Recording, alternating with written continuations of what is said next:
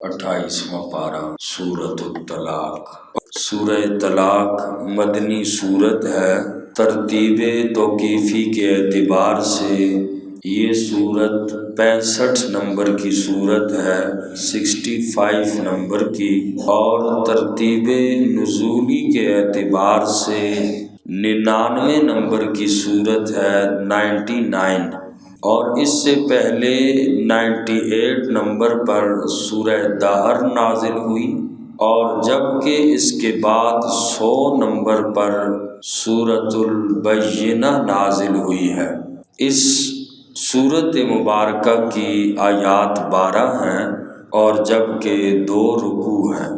اسی طرح اس سورت کے الفاظ 147 ہیں اور اس سورت کے حروف 1170 اس سورت مبارکہ کے حروف ہیں۔ سورۃ الطلاق کا تعارف یہ ہے، اس میں کیا بیان ہوگا۔ اس سے پہلی جو سورت گزری سورہ تغابن، اس میں مسلمانوں کو تنبیہ فرمائی گئی کہ وہ اپنی بیوی بچوں کی محبت میں گرفتار ہو کر اللہ کی یاد سے غافل نہ ہوں، اور اس سورت مبارکہ میں میاں بیوی کے تعلقات سے متعلق ضروری احکامات بیان کیے گئے۔ ازدواجی تعلقات کے مسائل میں طلاق ایک اہم مسئلہ ہے، جس میں عملاً لوگ افراط اور تفریط کا شکار ہیں، اور قرآن کریم نے اس کے بارے میں متوازن طرز عمل اختیار کرنے کے لیے کچھ احکامات سورہ بقرہ میں بیان کیے، اور کچھ طلاق کے مسائل اللہ نے اس سورہ طلاق میں بیان فرمائے۔ اور سورہ طلاق کے پہلے رکوع میں طلاق، عدت اور رضاعت کا بیان ہے، اور دوسرے رکوع میں ان معاشرتی احکامات پر عمل کی اللہ نے تاکید فرمائی کہ اگر مسلمان ان احکام کی خلاف ورزی کریں گے تو میں اللہ دنیا میں بھی سخت سزا دوں گا، اور یہ لوگ آخرت میں بھی سخت نقصان اٹھائیں گے۔ اور اگر ان لوگوں نے اطاعت کی، یعنی ان احکامات پہ عمل کیا، تو دنیا میں بھی سرخرو ہوں گے اور آخرت میں بھی یہ لوگ جنت کے وارث ہوں گے۔ اور احکامات بیان کر کے، طلاق کے، عدت کے بیان کر کے، اللہ بار بار اس بات پر زور دے رہے ہیں کہ ہر مرد اور عورت کو اللہ سے ڈرتے ہوئے اپنے فرائض ادا کرنے چاہیے۔ پہلے رکوع میں اللہ نے 5 دفعہ فرمایا واتقوا اللہ، لوگو اللہ سے ڈرو، اور ہر اس مسئلے کے بعد واتقوا اللہ ومن یتق اللہ، اللہ سے ڈرنے کا حکم دیا۔ تو ہر مرد اور عورت کو اللہ سے ڈرتے ہوئے اپنے فرائض ادا کرنے چاہیے، کیونکہ زوجین یعنی میاں بیوی کا تعلق ایسا ہے کہ ان کی ہر شکایت کا علاج عدالتوں سے نہیں مل سکتا۔ ایک متوازن خاندانی نظام اس وقت تک قائم نہیں ہو سکتا جب تک کہ ہر فریق اللہ کے سامنے جواب دہی کا احساس کرتے ہوئے اپنے فرائض نہ انجام دے، یعنی دونوں ان چیزوں کا خیال رکھیں گے، اللہ کا ڈر ہوگا کہ اللہ کے سامنے پیشی ہے، تو تب جو ہے یہ معاشرہ متوازن بنے گا۔ چونکہ سورت کا نام سورہ طلاق ہے اور اس سورت میں طلاق کے احکامات کا ذکر ہے، اس لیے اس سورت مبارکہ کا نام سورہ طلاق رکھا گیا۔ طلاق کے متعلق چند ایک باتیں عرض کروں گا، اور جو ہمارے معاشرے میں افراط اور تفریط کا لوگ شکار بھی ہیں، تو بہرحال انشاءاللہ اس کے حوالے سے تفصیلی گفتگو ہوگی۔ سب سے پہلے تو یہ بات ہے کہ طلاق دینے کا طریقہ کیا ہے۔ اور یہ طلاق ابغض المباحات ہے، یعنی حلال چیزوں میں سب سے جو بری چیز ہے، اللہ کو جو ناپسند ہے حلال چیزوں میں، وہ طلاق ہے۔ طلاق دینے کے 3 طریقے ہیں۔ ایک طلاق احسن طریقہ ہے، بہت اچھا طریقہ۔ دوسرا حسن ہے، یعنی بہتر طریقہ ہے۔ اور تیسرا طلاق بدعی، بدعت یعنی بری طلاق، طلاق کا جو برا طریقہ ہے۔ عام طور پر ہمارے معاشرے میں لوگ یہ تیسرے طریقے پر عمل کرتے ہوئے طلاق دیتے ہیں اور اس سے وہ گناہگار بھی ہوتے ہیں۔ تو پہلا طریقہ ہے طلاق کا، وہ طلاق احسن ہے۔ اور احسن طریقہ یہ ہے کہ ایسے طہر میں جس میں بیوی سے صحبت نہ کی ہو، ایک طلاق صریح دے۔ اور طہر کس کو کہتے ہیں؟ اور آپ حضرات کو معلوم ہے عورتوں کے عذر ہیں، ماہواری جو ہوتی ہے ہر مہینے میں، جس میں وہ نماز روزہ نہیں کرتی، اور وہ زمانہ پیریڈ کا زمانہ، ماہواری کا زمانہ، یہ کم از کم 3 دن ہے اور زیادہ سے زیادہ 10 دن ہے۔ اس کے بعد بھی اگر 10 دن کے بعد کوئی ایسی ہوتی ہیں جن کو پھر بھی ماہواری آتی ہے، تو وہ ماہواری کا حکم میں نہیں ہوتی، بلکہ ایسی صورت میں وہ نماز روزہ کر سکتی ہیں۔ تو ماہواری کے کم سے کم دن 3 ہیں اور زیادہ سے زیادہ 10 دن ہیں۔ اس سے اوپر جو ہوتا ہے وہ استحاضہ ہوتا ہے۔ اور پھر باقی جو مہینہ ہوتا ہے وہ پاکی کا مہینہ، اسے طہر کہا جاتا ہے۔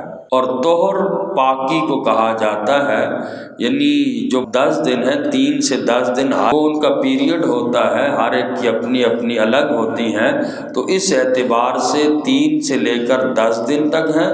اس کے علاوہ جو دن ہوتے ہیں وہ طہر کہلاتے ہیں، پاکی کے دن ہوتے ہیں۔ تو احسن طریقہ طلاق کا یہ ہے کہ ایسے طہر میں جس میں صحبت نہ کی ہو، ایسے طہر میں ایک طلاق صریح دے، واضح طلاق، پھر مزید طلاق نہ دے عورت کو، عدت گزرنے دے۔ تو اس صورت میں عدت میں رجوع بھی حق حاصل رہتا ہے، بندہ رجوع بھی کر سکتا ہے۔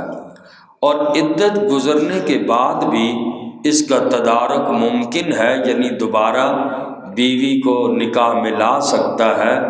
اس لیے یہ طلاق دینے کا افضل طریقہ ہے کہ ایک ہی طلاق دے، اور وہ بھی اس طہر میں دے جس میں بیوی کے قریب نہ گیا ہو۔ یہ پہلا طریقہ ہے، احسن سب سے بہتر طریقہ ہے کہ بس ایک ہی طلاق ہے۔ اور دوسرا طریقہ ہے طلاق حسن کا۔ طلاق حسن یہ ہے کہ جس طہر میں صحبت نہ کی ہو اس میں ایک صریح طلاق دے، اور پھر دوسرے طہر میں جو دوسرا مہینہ آتا ہے اس میں جو پاکی کے ایام ہوتے ہیں، پھر اس طہر میں دوسری صریح طلاق دے، اور 2 طلاقیں ہو گئیں، پھر عدت گزرنے دے، تیسری طلاق نہ دے۔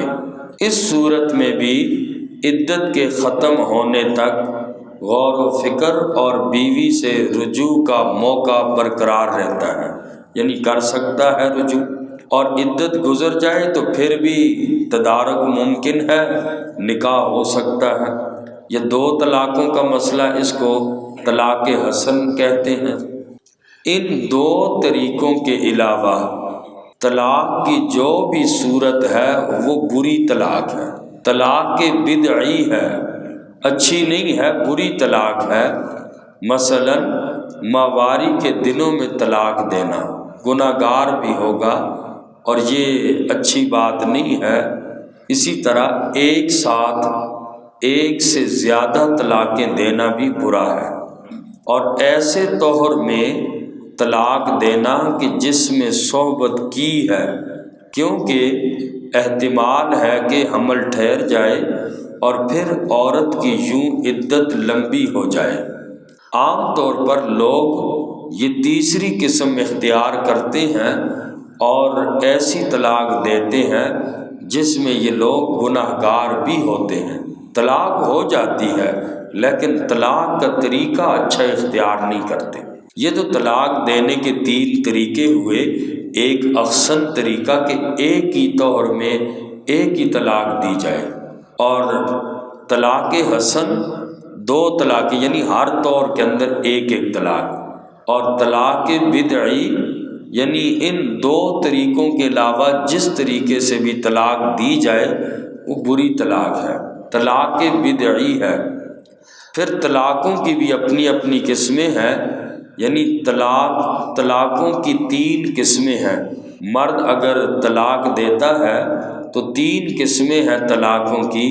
ایک ہوتی ہے طلاق رجعی، ایک ہوتی ہے طلاق بائن، اور ایک ہوتی ہے طلاق مغلظہ۔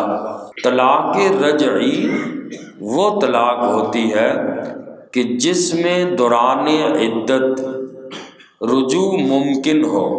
ایسی عورت کہ جس کو ماواری آتی ہے اس کی عدت 3 ماواریاں ہیں۔ 3 ماواریاں آ جائیں، چاہے وہ 2 مہینے میں پوری ہو جائے، 2.5 مہینے میں ہو جائے، تو بہرحال جس کو 3 مواری آ گئی تو یہ عورت کی عدت ہوتی ہے۔ اب طلاق رجعی وہ طلاق ہوتی ہے کہ جس میں دوران عدت رجوع ممکن ہو۔ شوہر بیوی کو طلاق کے صریح الفاظ سے طلاق دے کہ مثلاً کہے میں نے تجھے طلاق دی، اور یا تجھے طلاق ہے، یا اس کے ہم معنی الفاظ میں سے کوئی بھی لفظ کہہ دے، یا کہے میں نے تجھے چھوڑ دیا، یہ عورت کو طلاق پڑ گئی اور یہ طلاق رجعی ہے۔ رجعی کا مطلب رجوع سے ہے، یعنی اب عدت کے اندر رجوع کرنا چاہے شوہر بیوی سے رجوع کر سکتا ہے۔ اور رجوع کیسے کرے گا؟ اتنی بات کہہ دے بیوی کو کہ میں نے تو اسے رجوع کیا، یا بیوی کے سے قریب ہو جائے، قربت اختیار کرے، بس اس سے رجوع ہو جائے گا۔ دوسری طلاق ہے طلاق بائن۔ طلاق بائن وہ ہوتی ہے جس سے نکاح ٹوٹ جاتا ہے۔ ایسے الفاظ کہہ دیتے ہیں کہ حالانکہ ہمارے معاشرے میں تو صرف طلاق ہی کے لفظ سے لوگ سمجھتے ہیں طلاق ہوتی ہے، لیکن اگر بائن کے الفاظ سے طلاق دے دی اب اس میں رجوع بھی نہیں ہو سکتا، نئے مہر کے ساتھ دوبارہ نکاح پڑھا جائے گا اگر اس نے طلاق بائن دی ہے۔ تو طلاق بائن وہ ہوتی ہے جس سے نکاح ٹوٹ جاتا ہے، رجوع ممکن نہیں ہوتا، البتہ تجدید نکاح ہوگا، نکاح دوبارہ ہوگا۔ مثلاً کیسے الفاظ کہیں؟ شوہر بیوی سے طلاق کی نیت سے یوں کہے تو حرام ہے، یا مجھ پر حرام ہے، یا تو آزاد ہے، یا تو بائن ہے، یا تو گھر سے نکل جا۔ طلاق کی نیت سے یہ الفاظ کہہ دیے، نکاح ٹوٹ گیا ہے، اب رجوع نہیں ہو سکتا جب تک کہ نئے مہر کے ساتھ دوبارہ نکاح نہ کرے۔ اس کے علاوہ اور بھی الفاظ ہیں جو عام طور پر غصے میں مرد اگر طلاق کی نیت سے کہہ دیتا ہے تو بس اس سے نکاح ٹوٹ جاتا ہے۔ تو یہ دوسری بائن ہے۔ اور تیسری کہ جب طلاقوں کا عدد طلاق مغلظہ، جب طلاقوں کا عدد 3 تک پہنچ جائے، 3 ہو جائیں طلاق، چاہے وہ رجعی دے جس حالت میں بھی دے، اسے طلاق مغلظہ کہتے ہیں۔ مثلاً بیوی کو 3 طلاقیں الگ الگ دے دی، یا ایک ساتھ دے دی، اور ایک ساتھ 3 طلاقیں دینے میں اگرچہ گناہ ہے لیکن طلاقیں واقع ہو جاتی ہیں، تو اس طلاق کو طلاق مغلظہ کہتے ہیں، اور اس میں نہ رجوع ہے نہ تجدید نکاح ہے۔ نکاح سے بھی بیوی حلال نہیں ہوتی، البتہ اس کے لیے حلالہ کیا جاتا ہے۔ سورہ بقرہ میں ان تینوں طلاقوں کا تفصیلاً ذکر اللہ نے فرمایا ہے۔ انشاءاللہ اگلے درس میں ایک ہی مجلس میں 3 طلاقوں کے متعلق، جو کہتے ہیں بعض کہتے ہیں ایک ہی ہوتی ہے، 3 کہنے سے ایک ہی ہوتی ہے، تو بہرحال اسی کے متعلق اگلے درس میں انشاءاللہ بیان ہوگا کہ 3 طلاقیں ایک ہی جملے میں کہہ ڈالی، ان کا حکم کیا ہے۔